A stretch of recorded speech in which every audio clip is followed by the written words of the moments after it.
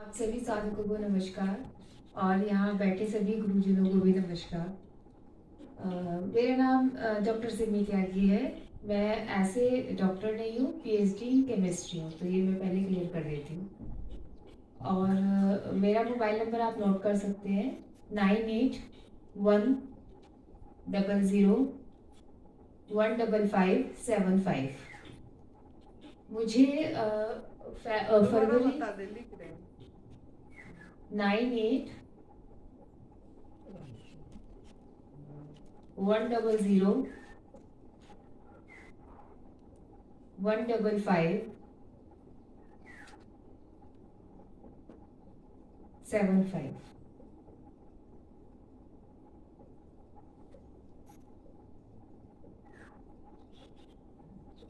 Starting से मैं थोड़ा सा आपको ब्रीफ कर देती हूँ, बता देती हूँ। मुझे ऐसे कुछ पता भी नहीं चलता अगर मेरा वेट लॉस नहीं होता।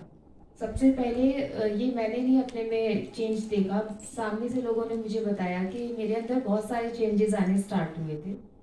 वेट लॉस हो रहा था, तो वेट लॉस की वजह से मैंने ऐसे ही रूटीन चेकअप कराया, जिससे मुझे पता चला कि मेरा जो HB है, हीमोग्लोबिन, वो 6 हो चुका था।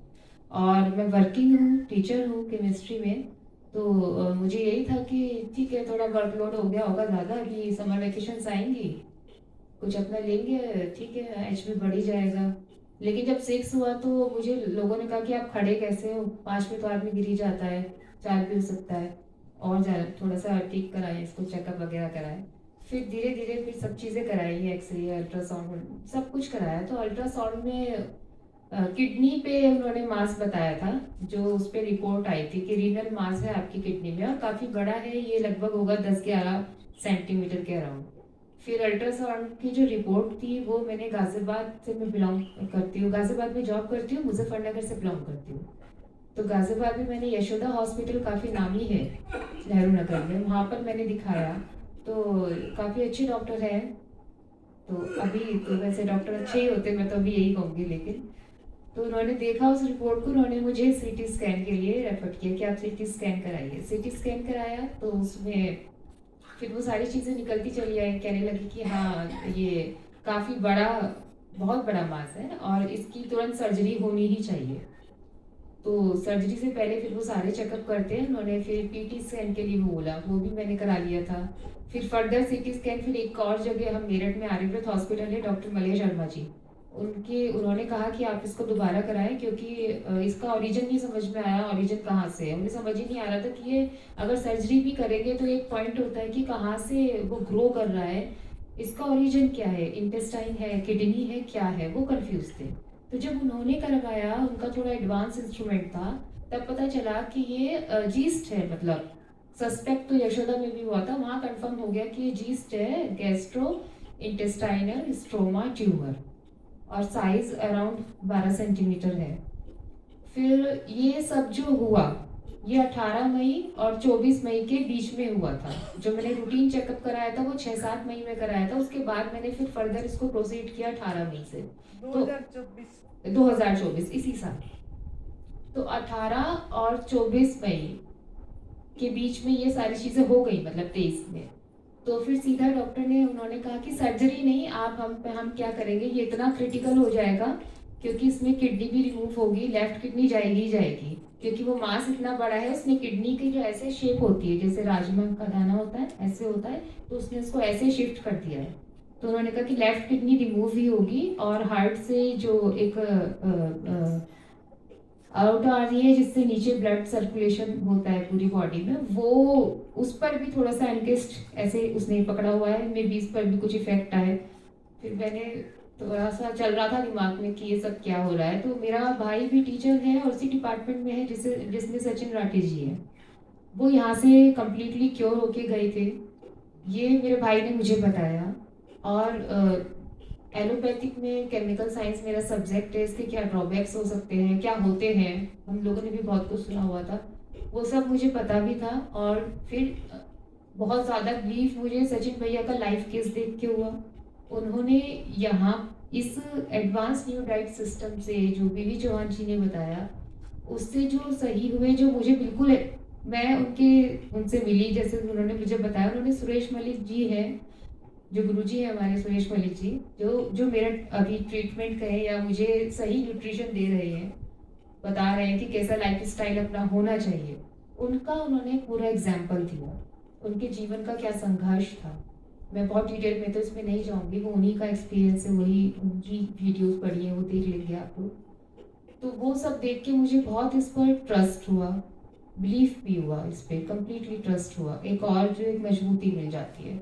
फिर भी वो इतना प्रेशर था, वो 3-4 दिन के अंदर हम लोग कैलाश भी हो चुके, एम्स भी हो गए, जीटीबी भी हो गए, फटाफट जैसे आदमी हर तरह से भागता है अपनी रिपोर्ट देके, ये सब हमने 18 और 23 के बीच में कर लिया। फाइनली हुआ कि 23 में बायोप्सी करा लीजिए, करना हमें यही था। फिर एक ये आया कि बायोप्सी करा लेते हैं, देख लेते हैं कि हो सकता है, जीटीबी वालों ने कहा कि टीबी की भी हो सकती है, कुछ ऐसे ऐसे चलता रहा कि ठीक है एक बार देख लेते हैं, फिर बाद में सोच लेंगे इस चीज़ के लिए, बाद में एडवांस ड्यूडाइट सिस्टम में आ जाएंगे।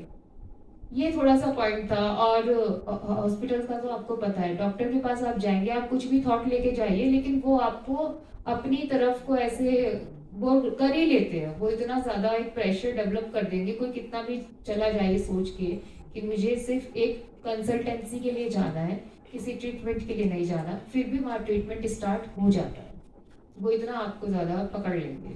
तो वही हमारे साथ भी हुआ, हमारी डेट कंफर्म हुई बायोप्सी की, और मैं जब रास्ते में जा रही थी, ये मैंने पहले वाले शिविर में भी बताया था, ये कोइंसिडेंस, भगवान का आशीर्वाद, या मुझे यहाँ आना था, अपनी किस्मत, सब चीज़ों को मैं कहूँगी। सचिन राठी भैया के बारे में मैंने सिर्फ सोचा ही था कि उनसे बात नहीं हुई मेरी, अभी के दिन से चल रही थी, 1-2 दिन से बात नहीं हुई, और उनका मेरे इसने सोचने में उनका कॉल आ गया था, सिर्फ मेरा ये सोचना और उनकी कॉल आना। उन्होंने मुझसे पूछा कि सिमिया तेरा क्या चल रहा है, तो मैंने थोड़ा उनको इधर उधर करने की कोशिश की, मैंने कहा भैया अभी मैं देख रही हूँ, हॉस्पिटल जा रही हूँ, क्योंकि वो अग्रेशन में आ जाते थे एकदम से ना हॉस्पिटल के नाम से, जो इस रास्ते पे चल पड़ा वो हॉस्पिटल से डेफिनेटली हट जाएगा। तो ये उनके साथ भी था, उन्होंने मुझे, फिर मैंने उन्हें बता दिया, मुझसे ऐसे बहुत मैं हाइड नहीं कर पाती और बहुत मुझसे झूठ नहीं बोला जाता, तो मैंने फिर कुछ चुप रही, वो समझ गए, मैंने फिर बता दिया भैया बायोप्सी के लिए जा रहे हैं, तो वो कहने लगे कि वो तेरा फैल जाएगा। बस उन्होंने कहा मैं आपको कॉल बैक करती हूँ, फोन काटा, भाई सीएनजी भरवा रहा था, हम हॉस्पिटल से हार्डली 6 to 7 मिनट में हम हॉस्पिटल थे, मतलब वो थे अगर उनका फोन ना आता तो मैंने मीतू से, मीतू मेरे भाई का नाम अभिषेक है, तो मैंने उससे कहा कि मुझे ना भैया के घर लेके चल, उनका गांव मुजफ्फरनगर में है, तो मैं बता रही हूँ जिसमें मुजफ्फरनगर से ही बिलोंग करती हूँ। हमने हॉस्पिटल का रास्ता ना पकड़ के उनके गांव का रास्ता पकड़ा, मैं उनके घर गई, और फिर बहुत सारी उन्होंने मुझे बातें बताई, और भी एग्जाम्पल्स दिए, तसल्ली से वहाँ बैठे, डिटॉक्स जूस भी पिलाया उन्होंने, वाटरमेलन का भी, काफ़ी चीज़ें हुई। तो फिर 23 तारीख में हमने वो ड्रॉप किया आइडिया, और 24 मई में मैं यहाँ आ गई थी। 24 मई से मैं यहीं पर हूँ अभी। और जब मैं यहाँ पर आई तो जो हमारे यहाँ पे गुरुजी हैं सुरेश मलिक जी, उन्होंने मुझे देखा, एग्जामिन किया, और भी बहुत सारी छोटी छोटी फाइब्रॉइड्स की कहें या जैसी भी है, कुछ कुछ गांठें काफ़ी सारी थी जो मेरे पेट के ऊपर वाले साइड में, इधर ब्रेस्ट पे भी, चेस्ट पे भी, इस तरफ थी, थोड़ा पसलियों में भी थी ऐसे।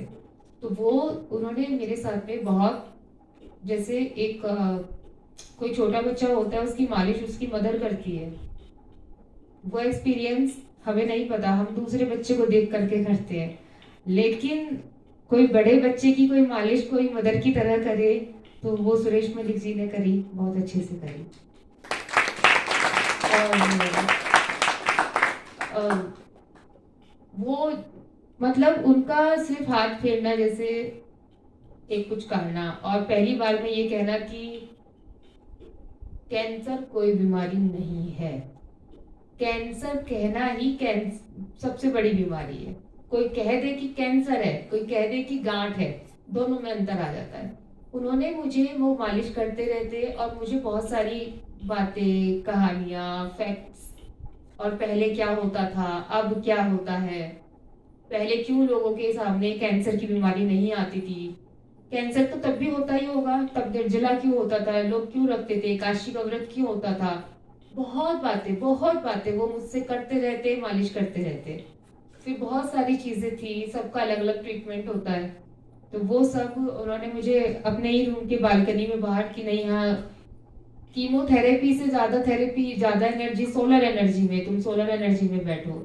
साइंटिफिकली भी वो मुझे बिठाते कि किसी चीज की कमी नहीं होगी, आराम से कैस्ट्रॉल लगाओ, ये करो वो करो। बहुत फ्रीडम थी, सारी यहाँ पे सुविधा दी। और जो सेशन चले हमारे, सेशन में भी हम लोगों को बहुत कुछ सीखने को मिलता है। आनंदी माँ हमेशा अपने सेशन में स्टार्टिंग करती है जो हमने कभी नहीं सोचा था, जैसे दूध से बनी चीजें आपको छोड़नी चाहिए। क्यों छोड़नी चाहिए? What is the reason behind the sentence कि दूध से बनी चीजें आप छोड़ दीजिए। तो उसका पूरा रीजन वो बताती है कि वो दूध हमारे लिए है ही नहीं। फिर वो एक और जो मुझे बहुत क्लिक करा, उन्होंने कहा कि किसी छोटे बच्चा जब तक वो दांत नहीं आता बड़े चाव से वो दूध पिएगा, लेकिन थोड़ा सा बड़े होने के बाद में वो दूध छोड़ने लगता है।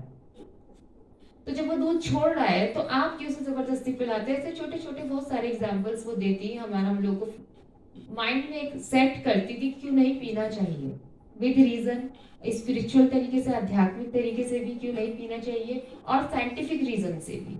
एक बुक वो बताती है, milk is a silence killer, वो अपने लेक्चर में बहुत बताती है माँ। तो वो दोनों ही तरीके से आप वैज्ञानिक तौर के पे चले जाए, आध्यात्मिक तौर पे चले जाए, समझाने की बहुत कोशिश कर रही है।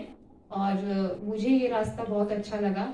मैं तो इस पर कंप्लीटली चल रही हूँ। स्टार्टिंग में तो लगा कि अरे, जब मैं यहाँ आई थी कि शपथ भी दिलवा देंगे यार, मक्खन भी नहीं दूध भी नहीं, क्योंकि हम भी एग्रीकल्चर फैमिली से बिलोंग करते हैं। और ऐसी फैमिली जहाँ पे नाश्ता सुबह रोटी मक्खन और नमक लगा के कर जाते हैं, दूध पी जाते हैं। तो यही सब बातें हैं। और हमारे जो गुरुजी हैं नरहरि सर, ये भी बहुत अच्छे हैं, अपने शिविर में आते हैं, बहुत सारी मोटिवेशनल बातें ये भी इसी तरीके से हमें बताते हैं। अभी आपकी हीमोग्लोबिन कितना है और निर्जल उपवास वगैरह क्या करें, अभी क्या लेते हो, वो सब भी थोड़ा बताइए। जैसे सुरेश मणि जी गुरुजी कहते हैं वैसे ही करती हूँ। 2-3 दिन मैंने अपनी मनमानी की थी, मैं सबके सामने एक्सेप्ट कर रही हूँ, मुझे इन्होंने डांट भी दिया, वो उनका डांटना भी ठीक है। इनको कंप्लीटली फॉलो करें। और मेरे 7 से 8 निर्जल हुए जिसमें मैंने 3 दिन का भी लगातार किया है और 2 दिन का किया है और एक दिन के किए हैं गैप के साथ में, ऐसे किया है। और जो ये 16 आवर्स की फास्टिंग और जैसे बताते हैं वैसे उस चीज को मैं फॉलो कर रही हूँ। वाटर पे भी रहे आपने कभी? हाँ जी, मैं उस पे वाटर पे भी रही और लेमन वाटर पे भी, नींबू पानी पे भी कुछ दिन ऐसे भी रही हूँ। और वेट स्टार्टिंग में मैं जब आई थी तो वेट मेरा 56-57 था। अभी मैंने देखा तो 44 के अराउंड है, वेट भी काफी कम हुआ है। तो वेट लॉस होना भी जरूरी है, हो ही जाता है। और एनिमा का तो अगर हम ना भी बताएं तो इन्हें पता चल जाता है कौन कितनी बार कर रहा है। हीमोग्लोबिन 6 था आपकी, फिर भी आपने निर्जल उपवास करे, वाटर फास्टिंग करे, तो आपका हीमोग्लोबिन कम तो नहीं हो गई इसमें? नहीं नहीं, मेरा हीमोग्लोबिन कम नहीं हुआ। इन्होंने गुरुजी ने मेरा यहाँ चेकअप कराया था तो मेरा हीमोग्लोबिन 11.5 आ चुका है। और हीमोग्लोबिन बढ़ना एक पॉजिटिव साइन है, क्योंकि इसका मतलब ये है कि जो न्यूट्रिशन आपको मिल रहा है वो आपका ट्यूमर या किसी गलत चीज में नहीं जा रहा, उस सेल्स में नहीं जा रहा, जो आपकी प्रोडक्टिव सेल्स है वो उन सेल्स में जा रहा है। तो ये पॉजिटिव साइन है। आप यहाँ आए थे तब जो प्रॉब्लम था, आज उसमें कितनी राहत है? ऐसे कहूँ तो शारीरिक रूप से तो कहूँ तो मुझे तो कंप्लीट राहत लगती है। आपको कोई डिटॉक्स सिम्टम भी आई? जैसे जब प्राकृतिक आहार में आते हैं, उपवास करते हैं तो कुछ उबाहट आती है, ऐसा भी कुछ आया क्या, ताकि लोगों को धीरज रखें और इसमें चलें? आप क्या बोलना चाहते हैं? हाँ जी, बिल्कुल ऐसे बहुत बहुत ज्यादा आता है। एक तो वॉमिटिंग का बहुत आता है। निर्जला के दौरान ऐसा होता है, जैसे हम डिटॉक्स पीते हैं तो बहुत स्टेमिना स्ट्रेंथ अंदर आ जाता है। एक दिन निर्जला होने के बाद में लगेगा अगले दिन का भी कर लेंगे, लेकिन हमारे गुरुजी मना करते, वो कहते हैं कि इन्होंने मुझे भी सजेस्ट किया, इन्होंने कहा कि एक 24 घंटे का हो गया तुम्हारा एक दिन का, अब तुम इसको छोड़ दो। तो मैंने वो जबरदस्ती दोबारा रखा, लेकिन निर्जला के बाद में बहुत प्रॉब्लम आती है। जैसे आपने 3 दिन का रखा या 2 दिन का भी रखा तो उसके बाद में वॉमिटिंग का भी होता है और कुछ खाने का भी मन नहीं करेगा। तो वो बहुत सारे ऐसे उभार वो तो आते हैं। उसके लिए बहुत सारे फिर ये बताते हैं कि आपको क्या करना है, आपको वमन क्रिया करनी है, उसका क्या तरीका है, किस टाइम करनी है, कितनी बार कर सकते हैं। वो सब बॉडी टू बॉडी डिपेंड करता है। तो वो जब हम इनसे डिस्कस करते हैं तो वो देख करके पर्सन को तब बताते हैं कि ये हो रहा है, तुम्हारे लिए ये जरूरी है, ऐसे करो। आपको क्या लगता है उभार का आना भी जरूरी है या नहीं? हाँ जी, उभार का आना बिल्कुल ज़रूरी है, क्योंकि अगर मैंने एक्सपीरियंस किया इस चीज़ को, अगर 1-2 दिन मैं उसको दबा दूँ, मान लीजिए मैंने कुछ खा लिया, इन्होंने मना किया और मैंने खा लिया, ठीक है? ऐसे तो खाना मतलब ऐसे नहीं कुछ आड़ू या कोई भी फल मैंने खा लिया, हाँ जी, फल की मैं बात कर रही हूँ, खाना कुछ यहाँ कुछ नहीं है। तो वो उस दिन के लिए तो वो दबेगा, लेकिन फिर अगले दिन फिर वही चीज आएगी, तो अंदर से फिर वो जरूरी नहीं है वॉमिटिंग के रूप में आएगा, हमें लगेगा वॉमिटिंग खत्म हो गई, लेकिन वो हेडेक स्टार्ट हो जाएगा। अब काफी चीज मैंने जैसे 2-4 चीज सर से भी इनसे भी डिस्कस करी थी नरहरी जी से, तो इन्होंने कहा कि गैस होती है, वो गैस किसी भी फॉर्म में आ जाएगी, किसी को वॉमिटिंग में आएगी, किसी को हेडेक में आएगी। मुझे फीवर भी बहुत होता था, तो मैंने इनसे सुरेश मलिक जी जो हमारे गुरु जी उनसे पूछा, तो उन्होंने कहा कि कुछ नहीं है, दवाई तो यहाँ चल रही नहीं है, कुछ भी नहीं होगा, जहाँ दर्द है जहाँ भी कुछ है आप ठंडी पट्टी रख लो। बहुत सिंपल, कभी पहले सुनते थे लेकिन ये बहुत ही सिंपल है और बहुत ईजी भी है।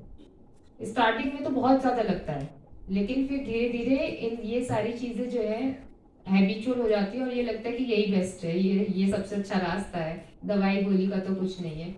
और मैं बहुत ही थैंकफुल हूँ ईश्वर का कि आशीर्वाद है मेरे पे कि मैं यहाँ, आगे का तो पता नहीं है, वो भगवान को पता है कि किसकी कितनी जिंदगी है, लेकिन मैं यहाँ बिना बिना बायोप्सी के हूँ, इसके लिए मैं भगवान का बहुत ज्यादा धन्यवाद देती हूँ, सचिन राठी जी का भी। आपको लाखों लोग सुन रहे हैं जी ये इन लोगों को ANDS के बारे में आपका क्या मैसेज होगा? ANDS के बारे में मेरा ये मैसेज है, एडवांस न्यू डाइट सिस्टम में आपको बिना डाउट करे कंप्लीटली फॉलो करना चाहिए। ये लोग जो कर रहे हैं तप सेवा सुमिरन, ये रास्ता, ये मार्ग, इसमें सबसे पहले तो तप ही करना अपने से सच्चाई से, ये बहुत बड़ी बात है। फिर इसके साथ साथ, ना कि इसके बाद, जो इसमें अंतर होता है, आप तप के साथ साथ में सेवा भी अगर करते रहेंगे उसका इफेक्ट ज्यादा आएगा, उसका प्रभाव ज्यादा पड़ता है। बहुत बढ़िया, धन्यवाद। बहुत धन्यवाद, बहुत अच्छी आपने बताए। और जो उभार है वो डिटॉक्स सिम्टम आना जरूरी है, और इसी से आपकी गंदगी ही, टॉक्सिन ही निकल रही है। तो थैंक यू वेरी मच।